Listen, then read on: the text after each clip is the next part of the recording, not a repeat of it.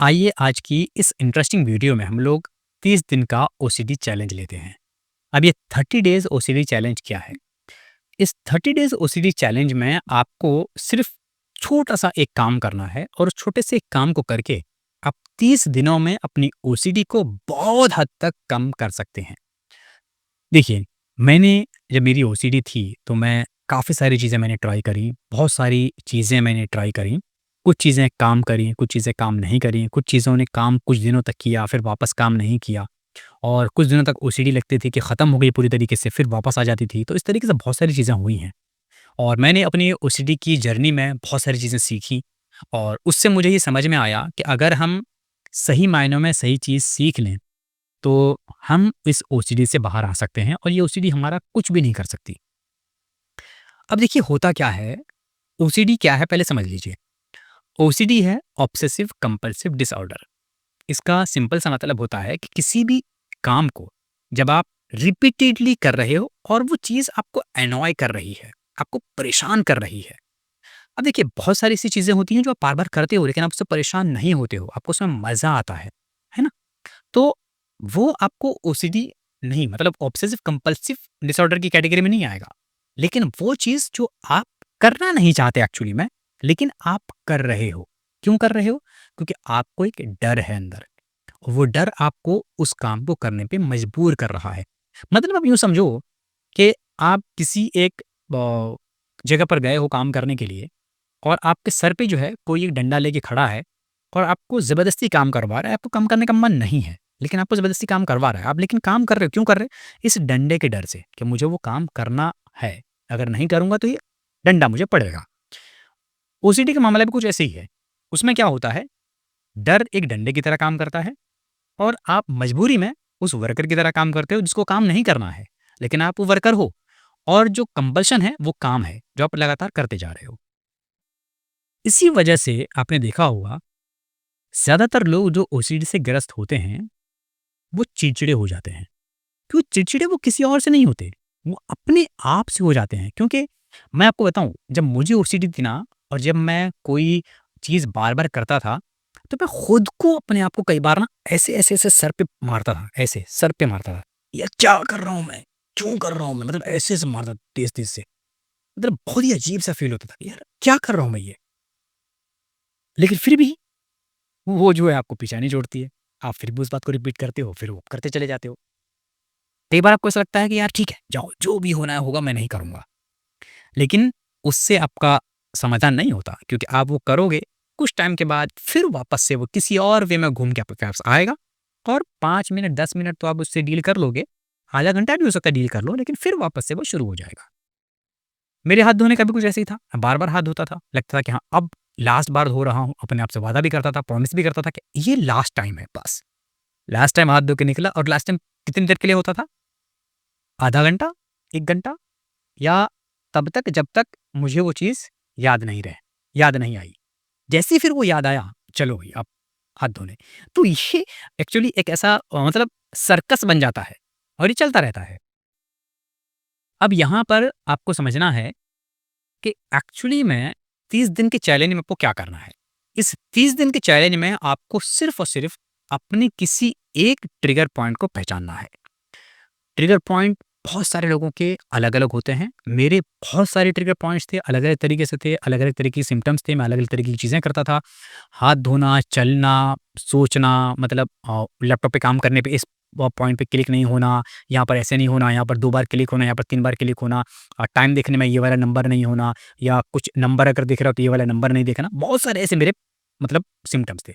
इतने सिम्पटम्स थे कि अगर मैं आपको एक वीडियो में बताऊँ तो आप कहोगे कि यार मतलब क्या ही बनता था। तो बहुत सारे सिम्पटम्स थे और धीरे-धीरे वो सारे खत्म हो गए। तो अभी उन सभी सिम्पटम्स को आपको क्या करना है कि एक साथ कभी भी ट्रीट करने की कोशिश नहीं करनी है। और ये जो सिम्पटम्स आपको लग रहे हैं ना अभी के बहुत सारे हैं, एक्चुअली में ये बहुत सारे हैं नहीं। जब एक सही होता है, तो दूसरा फिर अपने आप धीरे-धीरे, धीरे-धीरे धुला हो जाता है और फिर अपने आप सब खत्म हो जाते हैं। आज के टाइम पे मुझे फ़र्क भी नहीं पड़ता कि मेरे हाथ पे कुछ लगा है तो मैं धोऊँ कि नहीं धोऊँ। हाँ, ऐसा है कि अगर कुछ गंदा लग गया, तो चलो जाकर धो लेते हैं और धोया, वापस आया, हाथ सुखाया, खत्म।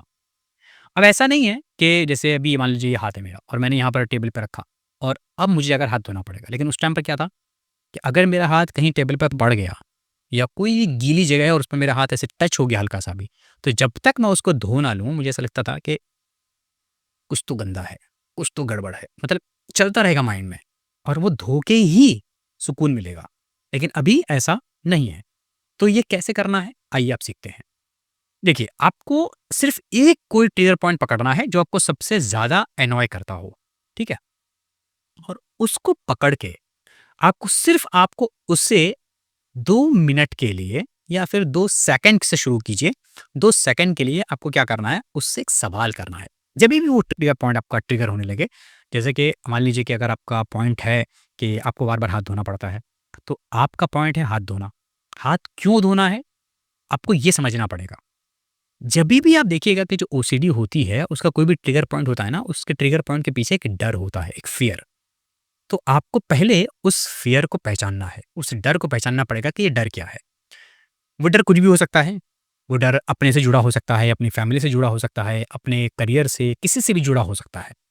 तो वो डर को पहचानिए और फिर आप अपने आप से एक सवाल कीजिए, ये जो डर है, ये डर मेरा रियल है या इमेजिनरी है? मतलब सोचा हुआ डर है या ये एक्चुअल डर है? देखिए, ये जो फ़र्क है ना, ये फ़र्क ही एक्चुअली में आपको ओसीडी से बाहर लाती है। आपको ये समझना पड़ेगा ये जो डर है, ये एक्चुअल है या एक इमेजिनरी है, मतलब आपने इमेजिन किया हुआ है बस।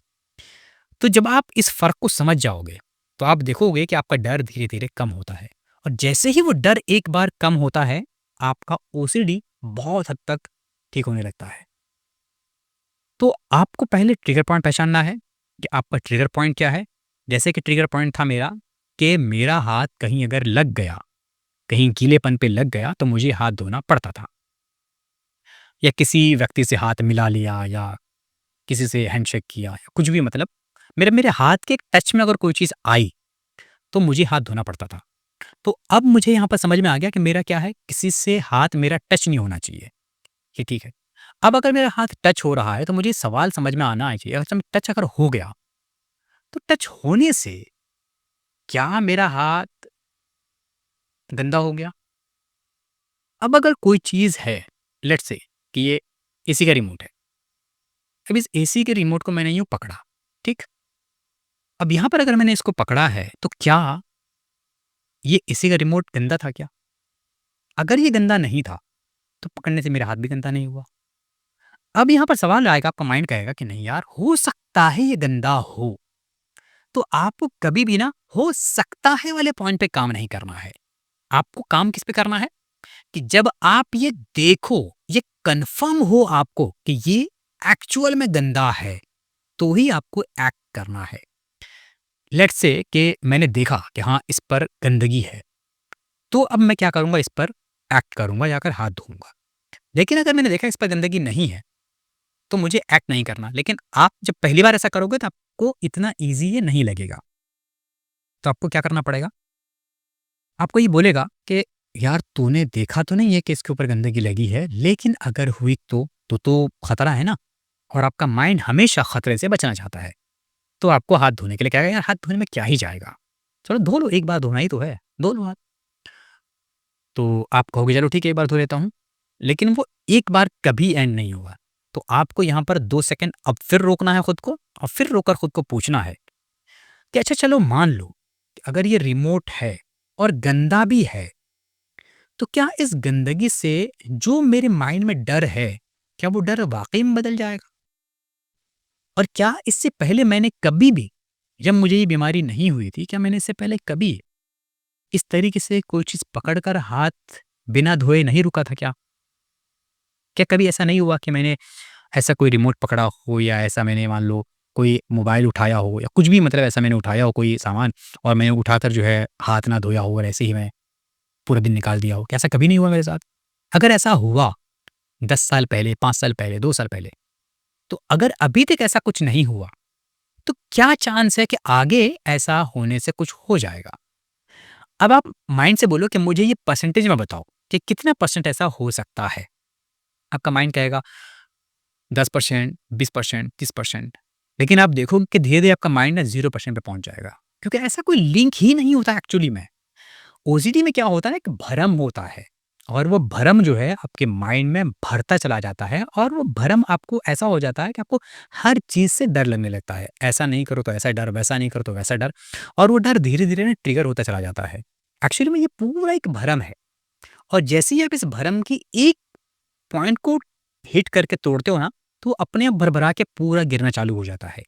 तो बस आपको इस किसी एक पॉइंट को पकड़ के अगले 30 दिनों तक उस पर काम करना है और 30 दिनों तक आपको सिर्फ ये करना है कि जो भी वो पॉइंट होगा, उस पॉइंट पर आप एक्ट करने से पहले 2 सेकंड रोकोगे, रोक कर आप उससे क्रॉस क्वेश्चन करोगे, उससे सवाल करोगे, पूछोगे। जैसे आप उससे पूछना शुरू करोगे, आप देखोगे कि आपका माइंड ना एक टाइम के बाद चुप होना स्टार्ट कर देगा। मतलब वो आपसे बहस नहीं करेगा और आपको भी अपने माइंड से बहस नहीं करनी है। आपको बस अपने माइंड से प्यार से क्वेश्चन करने हैं और आपको उस क्वेश्चन का माइंड से आंसर लेना है। और आप देखोगे कि धीरे-धीरे आपका माइंड ना आंसर देना बंद कर देगा, क्योंकि उसके पास कोई आंसर होगा नहीं, क्योंकि एक्चुअली में ऐसा होता ही नहीं है। तो धीरे-धीरे आप देखोगे कि आपका ये ओसीडी बहुत हद तक कम होने लगा है। तो आप ये 30 दिन प्रैक्टिस कीजिए और 30 दिन प्रैक्टिस करके नीचे कमेंट बॉक्स में ज़रूर बताइएगा कि आपको इससे कितना बेनिफिट मिला। और अगर आप चाहते हैं कि मैं आपके साथ अपनी वो सारी स्ट्रेटजी शेयर करूं जिसको फॉलो करके मैं इससे बाहर आ पाया, तो चैनल को सब्सक्राइब करके रख सकते हैं। और अगर कोई कमेंट हो, कुछ सुझाव हो, कुछ कहना हो, तो नीचे कमेंट बॉक्स में आप शेयर कर सकते हैं। अगर आप मुझसे कनेक्ट करना चाहें तो आप कनेक्ट कर सकते हैं और कनेक्ट करके आप मुझसे डायरेक्टली बात कर सकते हैं। लेकिन हाँ, एक चीज़ याद रखिएगा कि अगर मैं आपको वहाँ पर अपना टाइम दूँगा तो हो सकता है उसके लिए थोड़ा-सा चार्ज करूँ, क्योंकि मैं और भी बहुत सारे काम करता हूँ, तो मेरे टाइम की वहाँ पर थोड़ी-सी आपको वैल्यू देनी पड़ेगी। अच्छा, उसके साथ लेकिन इस बात का ख़्याल रखिएगा कि मैं किसी भी तरीके से आपको इस बात को कभी एनकरेज नहीं करता कि आप जो है इस चीज़ को लेकर ज़्यादा टाइम वेस्ट करो, बल्कि हमेशा मैं आपको कहता हूँ कि आप इसका इलाज कराओ, ट्रीटमेंट कराओ और इसका इलाज और ट्रीटमेंट करा के आप अपनी लाइफ़ को एन्जॉय करना शुरू करो। किसी अच्छे साइकोलॉजिस्ट से, किसी अच्छे साइकियाट्रिस्ट से आप कंसल्ट करो और अपनी लाइफ़ को एक्चुअली में जीना शुरू करो। और मैं आपको बता दूँ एज़ अ डिस्क्लेमर कि मैं कोई साइकोलॉजिस्ट या फिर कोई साइकियाट्रिस्ट नहीं हूँ, बल्कि मैं खुद इस चीज़ से ग्रस्त था, उससे बाहर आया हूँ, तो मैं अपना एक्सपीरियंस आपके साथ यहाँ पर शेयर करता हूँ। मिलते हैं अगली वीडियो में। Thank you so much.